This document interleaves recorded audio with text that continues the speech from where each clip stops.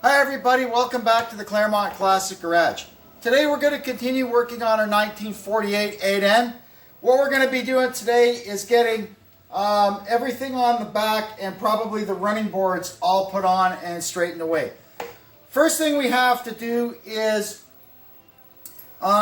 these are the pins that connect the uprights to the lift arms on the tractor. So these are the new replacement ones that you buy, and this is an original one.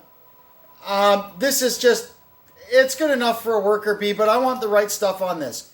So what happens to these is, you can see they get worn away like that. So what we're going to do is we're going to use the old Myford lathe, and we're going to make up some sleeves and turn these down so we can push the sleeves over and bring them right back to their original diameter. I'll show you how we're going to do it. The outside diameter of this is 5/8, so the easiest thing to do is make it out of this old 5/8 bolt. So first thing we're going to do is turn the head down, and then we're going to drill it right through to 1/2 inch, and then we'll put this in on centers and turn it down so it's the right diameter that our sleeve can push over. Alternately, I don't know, I'm trying too hard to come up with big words. Another way we could fix this, and I may try this on the next set that I do until I find which way works best, I can also weld this up and then put it on the lathe and turn it back down. There's two ways we can fix it. First time, I'm going to try and sleeve it because I'm looking for any excuse to play with my lathe. We're slowly making the head of the bolt disappear, and then we can drill it out. We're learning as we go. Once the COVID is over, I'm going to go to night school and take a course. But for now, YouTube is my teacher.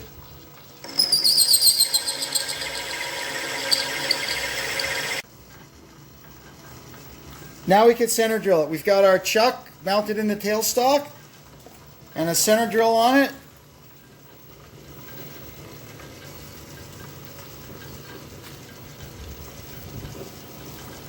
There we go.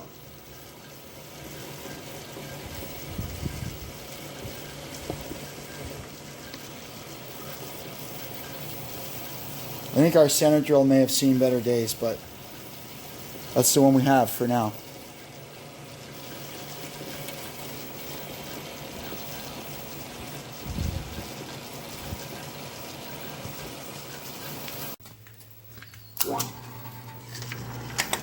Now we're going to run this 1/4 inch drill bit down it.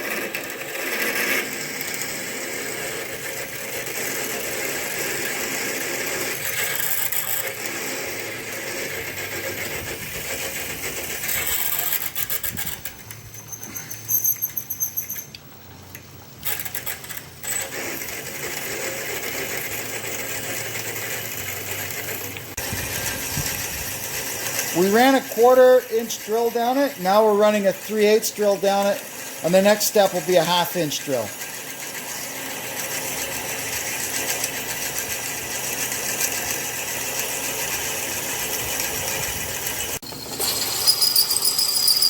So we're going to run the 1/2 inch drill down it. There it is. She's at the bottom.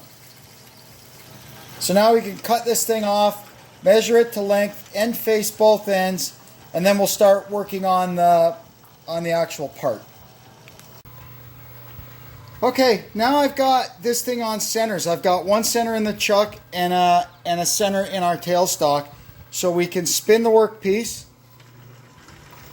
and we'll slowly turn this down until we get it to, I guess, about 5/10, and then we'll see about pressing the sleeve on. We've got this one turned down almost to where we need it to be to put our sleeve on. I got to take about another 5 thou off of it. I'm turning it by hand. I still haven't figured out the feed yet, the power feed. But one thing at a time. For this small stuff, it's okay just to turn it by hand. Somebody woke up.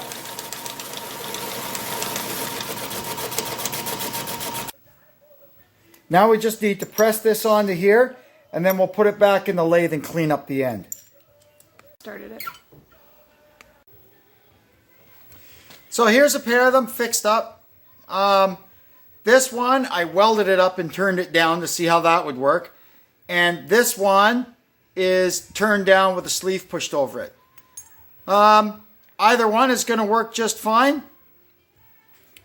So I'm very happy with that. Our lathe has saved us money. All right, now we're installing these studs for the swinging drawbar hanger.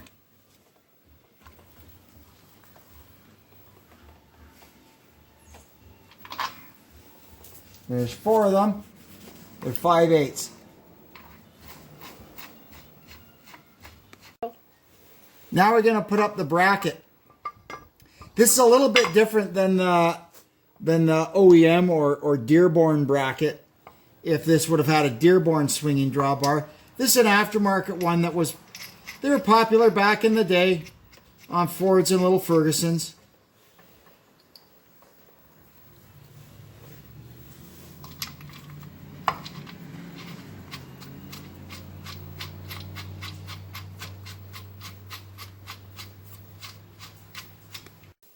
Now I could slide our sliding drawbar in.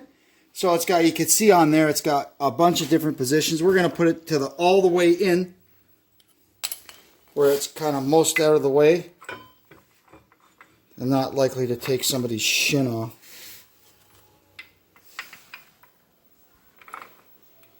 There we go. And there's our swinging drawbar. Later I'll find some pins. There's a series of holes in here, so you can put pins to lock it out in any position you desire. But for now, it can just float around in there. Now we're going to go ahead and put on the lift arms. What we got to do now, before we put these on, is these are the little holders for the lynch pins. So they go on with a couple of rivets. So we got to put this up on here and buck the rivets.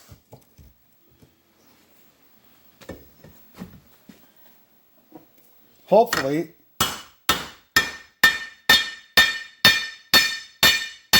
and there we go, there's that one done.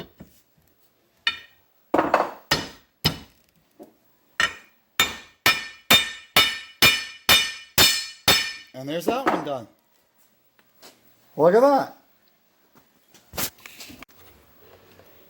We're going to put these on now with the right nuts, the original locking nuts.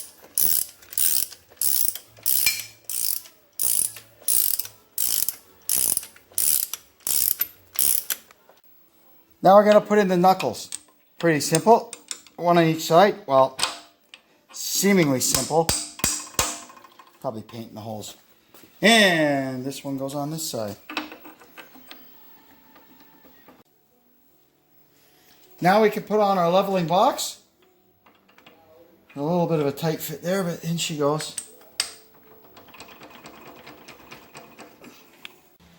Now we can put the lift rod on this side. Something like that. I've seen some crafty guys over the years actually use 2 level boxes. I don't know if that accomplishes anything, but I guess it served whatever purpose they needed. Now we can go ahead and put the pins that we repaired earlier in here. Now we can put this, our special eyelet bolt. These are the ones we fixed on the lathe.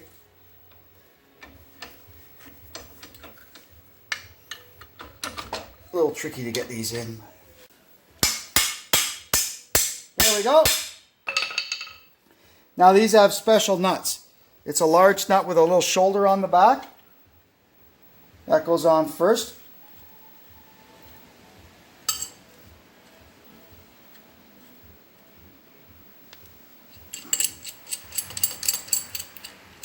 It's windy out today.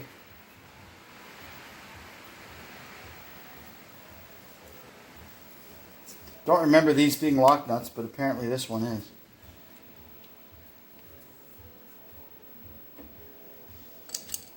There we go. And then this is a lock nut. And that goes on there.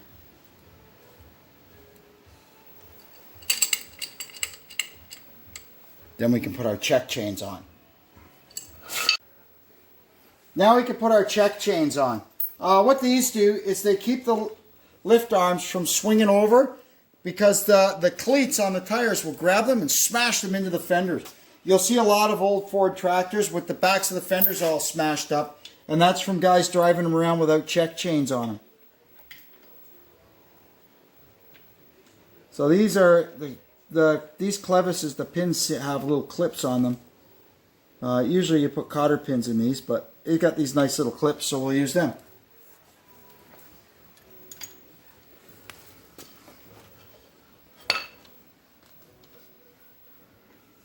Let me see, which way does this want to go? Guess that way.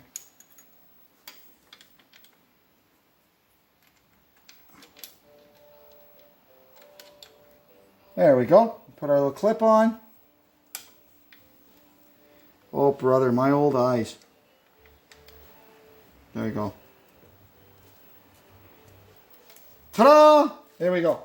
Now I can put our PTO cover back on. Whoops.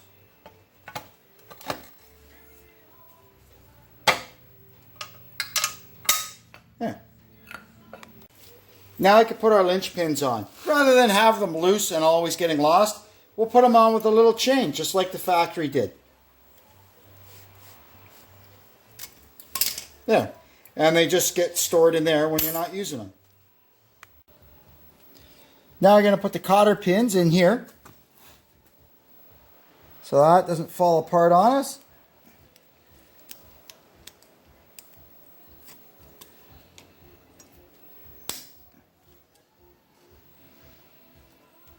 There we go. And one more down here. Let's see if I can get it up to come up. Oh yeah, perfect. Now we'll put in our 11-hole drawbar here. Make it look very nice and official. So later on, once I know that the hydraulics work and the hitch goes up and down, I can put the stay bars on here. I can put the stabilizers on. I can put all kinds of stuff on. But for now, it's good just like that. Now I can put our running boards on. They sit on these little brackets here. 8 ends are the only ones that came from the factory with running boards. 9 ends and 2 ends, they were an aftermarket add-on if you see one with running boards on it. That is why the 9 end and 2 end had that nice heat shield over top of the muffler, because all it really had was the foot pegs. But these babies came with running boards. Now the one on the other side, it's got a heat shield built onto the bottom of it to keep your foot from getting fried. So these go on with these interesting hardware. It's a carriage bolt with an almost flat head and a heavy hex but thin nut. They're all 5/16 fine. And I'm very happy that I had enough original ones around. I didn't have to buy new ones.